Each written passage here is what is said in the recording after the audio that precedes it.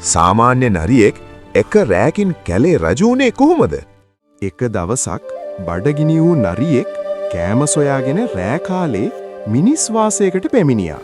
එහෙම යනකොට මේ නරියව රෙදි සායම් කරන නිල් පැහැති දියරයක් පිරුණු බාල්දියකට වැටුණා.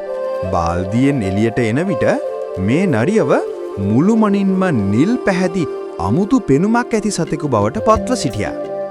වනාන්තරයට ගිය මේ අමුතු නිල් සතාව දැකලා අනිත් සත්තු බය වෙලා දුවන්න පටන් ගත්තා. සතුන්ගේ බියදුටු මේ නරියා මාව දෙවියන් එවූ ඔබේ අලුත් රජු යයි පවසමින් රජ වෙන්න තීරණය කළා.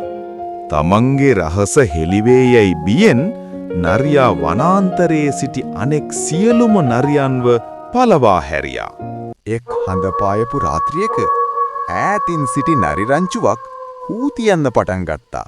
නරියන්ගේ හූ හඬ ඇසූ නරියාට තමන් රජෙකු බව අමතක වී තමන්ගේම නරි හඬින් හූ තියන්න පටන් ගත්තා. මොහු රජෙක් නෙවෙයි සාමාන්‍ය නරියෙක් කියා තේරුම්ගත් සිංහයා සහ කොටියා කෝපයෙන් ඔහු දෙස බැලුවා.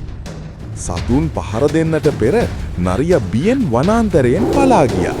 තමන් නොවන කෙනෙකු ලෙස පෙනී සිටීමට උත්සාහ කිරීමෙන් අවසානයේ තමන්ටම හානි සිදු වෙයි.